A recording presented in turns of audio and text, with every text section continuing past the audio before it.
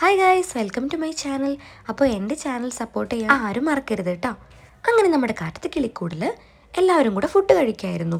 നികേഷ്, ഹരീഷ്, സുധീഷ്, നിധി. ഭാസ്കരനാണെങ്കിൽ പുറത്തിരുന്നിട്ട് പാട്ട് കേൾക്കുന്നുണ്ട്. അങ്ങനെ നിധി അവരോട് പറയാണ്, എനിക്കൊന്നും വിശ്വസിക്കാൻ പറ്റുന്നില്ല. അപ്പോൾ അവരെന്തെന്ന് ചോദിക്കുമ്പോൾ അവൾ പറയുന്നുണ്ട്, അല്ല അച്ഛൻ അമ്മയെ.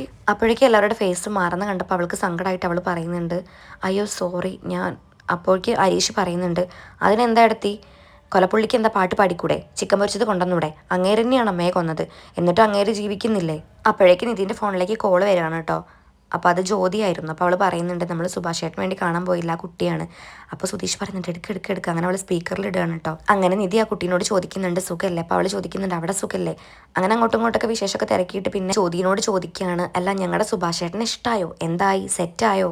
അപ്പോൾ എടുത്തടിച്ച പോലെ തന്നെ ജ്യോതി പറയാണ്, അത് സെറ്റാവില്ല, സോറി ഇട്ടോന്ന്. അപ്പോൾ ഇവർക്ക് എല്ലാവർക്കും സങ്കടമായി. എന്താണെന്ന് അറിയില്ലല്ലോ, അവർ ഷോക്കായി.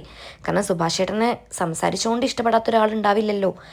അപ്പം സുധീഷ് ചോദിക്കുന്നുണ്ട് നിധിനോട്, എന്താ കാര്യം എന്ന് ചോദിക്കുന്നത്. അപ്പോൾ ആ കുട്ടി പറയുന്നുണ്ട്, അല്ല ഞാൻ 2 തവണ അവരെ വിളിച്ചു, പക്ഷേ സെറ്റാവും തോന്നുന്നില്ല.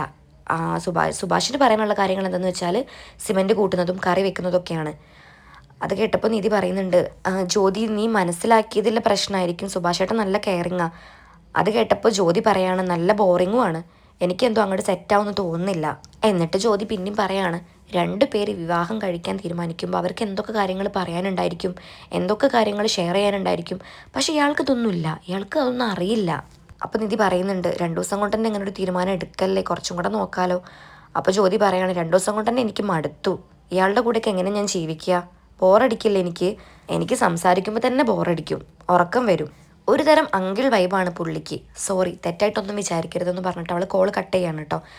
അപ്പോഴേക്കും ഇവിടെ ഇവർക്ക് എല്ലാവർക്കും നല്ല വിഷമാവുന്നുണ്ട്. കാരണം ഒരുപാട് ഹോപ്പ് വെച്ചിട്ടാണല്ലോ ഈ ഒരു കല്യാണത്തിന് അവർ മുന്നിട്ട് ഇറങ്ങുന്നത്. പക്ഷേ ഇത് ഇത്രയും നിലയ്ക്ക് ഫ്ലോപ്പ് ആയപ്പോൾ അവർക്ക് എല്ലാവർക്കും നല്ല വിഷമാവുന്നുണ്ട്, പ്രത്യേകിച്ച് നമ്മുടെ നിധിക്ക്. പിന്നീട് കാണിക്കുന്നത് എല്ലാവരും കൂടെ വീണ്ടും സുഭാഷ് ചേട്ടൻ്റെ പെണ്ണിനെ നോക്കുന്നതാണ് കേട്ടോ. അപ്പോഴേക്കും സുഭാഷ് ചേട്ടൻ വർക്ക് കഴിഞ്ഞ് വരുന്നുണ്ട്. അപ്പോൾ സുധീഷ് ചോദിക്കുന്നുണ്ട്, സുഭാഷ് ചേട്ടാ ആ പെൺകുട്ടി സുഭാഷ് ചേട്ടനെ വിളിച്ചിട്ടുണ്ടായിരുന്നോ. അപ്പോൾ സുഭാഷ് ചേട്ടൻ പറയുന്നുണ്ട്, ഇല്ലടാ വിളിച്ചിട്ടില്ലല്ലോ, പിന്നെ രാവിലെ വിളിച്ചിട്ടുണ്ടായിരുന്നു എന്ന്. അത് കേട്ടപ്പോൾ നിധി പറയുന്നുണ്ട്, എന്തിനാ സുഭാഷ് ചേട്ടനോട് അത് ചോദിക്കാൻ പോയത്, ആ കുട്ടി ഓൾറെഡി പറഞ്ഞല്ലോ വേണ്ടാന്നുള്ളത്, പിന്നെ എന്തിനാ സുഭാഷ് ചേട്ടനോട് ചോദിക്കുന്നത്. അപ്പോൾ സുധീഷ് പറയുന്നുണ്ട്, അല്ല നമ്മളെ വിളിച്ച കുട്ടി അങ്ങനെയൊക്കെ പറഞ്ഞിട്ടുണ്ടെങ്കിൽ പോലും സുഭാഷ് ചേട്ടനെ വിളിച്ചിട്ട് പറഞ്ഞിട്ടുണ്ടെങ്കിലോ. അപ്പോൾ നിധി പറയുന്നുണ്ട്, അങ്ങനെയൊക്കെ ആരെങ്കിലും പറയും, മരക്കഴുത.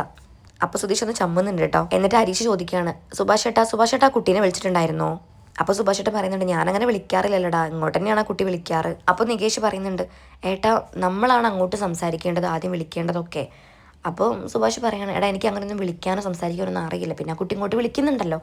അപ്പോൾ സുധീഷ് പറയാണ്, ഏട്ടാ അങ്ങോട്ടാണ് നമ്മൾ വിളിക്കേണ്ടത്, അങ്ങനെയല്ലേ ഒരു ബന്ധം ഉണ്ടാവുള്ളൂ. എനിക്ക് പിന്നെ വേറൊന്നും പറയാനും അറിയില്ല സുധീഷേ, ഭക്ഷണം കഴിച്ചാൽ കഴിച്ചു, അങ്ങനത്തെ കാര്യങ്ങളൊക്കെ പറയുന്നല്ലാണ്ട് വേറെ എന്ത് ചോദിക്കാനാ. അപ്പോൾ നികേഷ് ചോദിക്കുന്നുണ്ട്, വേറെ ഒന്നും ചോദിക്കാനായിട്ടാണ് അറിയില്ലേ, വേറെ എന്ത് ചോദിക്കാനാടാ.